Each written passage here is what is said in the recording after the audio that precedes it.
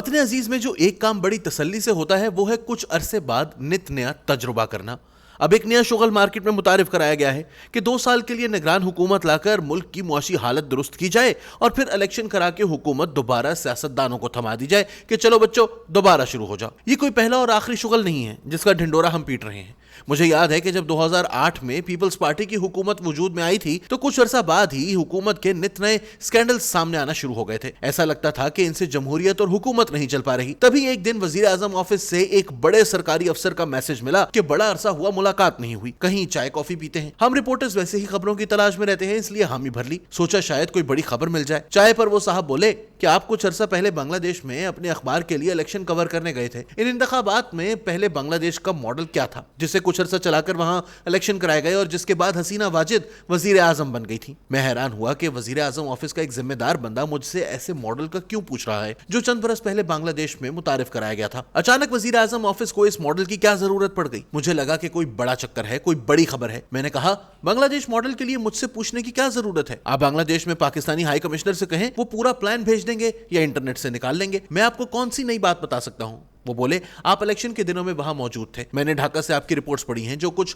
मौके पर मौजूद बंदा बता सकता है। इसका मुकाबला इंटरनेट की मालूमात से नहीं किया जा सकता। मैं इस बात से कायल हुआ और मैंने कहा चलें मैं अपना बांग्लादेश का तजुर्बा शेयर करता हूं, लेकिन ये बताएं कि हुकूमत तो अच्छी खासी चल रही है, आपको बैठे बिठाए बांग्लादेश मॉडल कहां से याद आ गया। शुनीद है कि वजीर आजम सेक्रेटेरिएट में काम करने वाले अफसरान अक्सर वजीर आजम के कम और मुल्क के असल हुक्मरानों के ज्यादा वफादार होते हैं, क्योंकि वो समझते हैं कि असल और मुस्तकिल हुक्मरान वही हैं। वजीर आजम तो आते जाते रहते हैं। बातों बातों में पता चला कि ये बात आजकल वजीर आजम हाउस में गर्दिश कर रही है कि बेहतर है मुल्क में बांग्लादेश मॉडल लाकर सफाई की जाए और फिर कुछ अरसे बाद इलेक्शन हो। वो साहब जानना चाहते थे कि बांग्लादेश मॉडल है क्या। मैंने इन्हें कहा बांग्लादेश मॉडल छोड़ें, लेकिन जो ये अफवाह वजीर आजम हाउस की राहदारियों में जानबूझकर फैलाई जा रही है, महसूस होता है कि इस अफवाह को फैलाने के लिए बाकायदा टास्क दिया गया है और किसी को मुद्दत मुलाजमत में तौसी दरकार है। ऐसी अफवाहें हुकूमतों को दबाव में रखने के काम आती हैं और वजीर आजम फौरन दबाव में आकर राब्ता करते हैं कि ये क्या हो रहा है। फिर आगे से तसल्ली दी जाती है कि कोई ऐसा मंसूबा नहीं है और फिर एक दबा हुआ वजीर आजम मुल्क को इस मॉडल से और अपनी हुकूमत बचाने के लिए खुद ही तौसी की पेशकश कर देता है, जो थोड़ी सी झिझक और कुछ इनकार के बाद कबूल कर ली जाती है, जिसके बाद नए मॉडल की अफवाहें दम तोड़ जाती हैं। कियानी साहब को मिलने वाली तौसी के बाद किसी ने दोबारा बांग्लादेश मॉडल का जिक्र नहीं सुना होगा। चंद माह कबल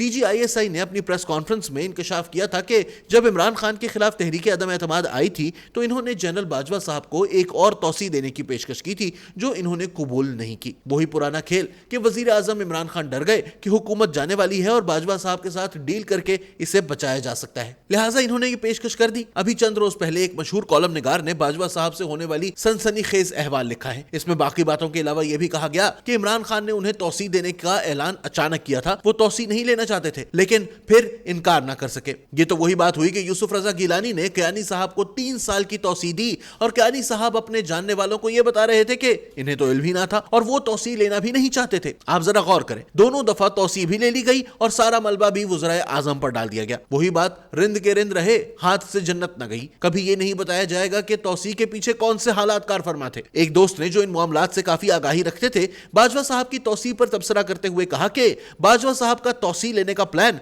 नवाज शरीफ के वजीर आजम होते हुए बन चुका था। बाजवा साहब कियानी साहब के भी बड़े करीब थे और इसी स्कूल ऑफ थॉट के हामिल थे, लिहाजा तौसी का ख्याल उनके दिल के किसी नहा खाने में पहले से मौजूद था। लेकिन इन्हें नवाज शरीफ का अंदाजा था कि वो तौसी पर यकीन नहीं रखते थे, लिहाजा इमरान खान प्रोजेक्ट लॉन्च कर दिया गया ताकि PTI हुकूमत में तौसी ले सके। ये अलग बात कि पार्लियामेंट में नवाज शरीफ की पूरी पार्टी ने लाइन में लगकर तौसी के कानून के हक में वोट डाले। कहने वाले तो कहते हैं कि बाजवा साहब दोबारा तौसी लेना चाहते थे, खुसूसन जब इमरान खान ने पत्ता फेंका कि अगली हुकूमत के कयाम तक जनरल बाजवा को बरकरार रखा जाएगा और इलेक्शन कराए जाएंगे, लेकिन नवाज शरीफ इस पर तैयार ना हुए। खैर, अब एक बार फिर जब हुकूमत के आखिरी चंद माह रह गए हैं तो वही निगरान और टेक्नोक्रेट हुकूमत की गूंज सुनाई देने लगी है।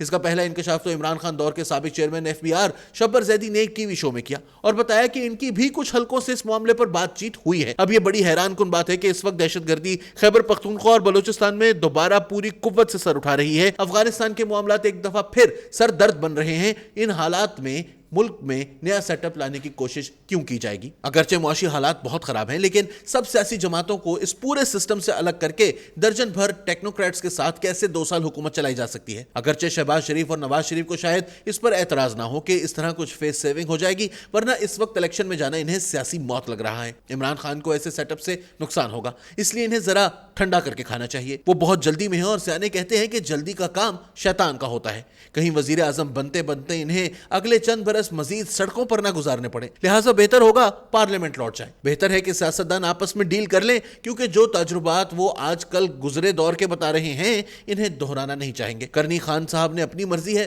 हम नेकोबद हुजूर को समझाए देते हैं। अब क्या नतीजा अक्स करें, एक नए तजुर्बे के नाम पर एक नए गुनाह की तैयारी हो रही है।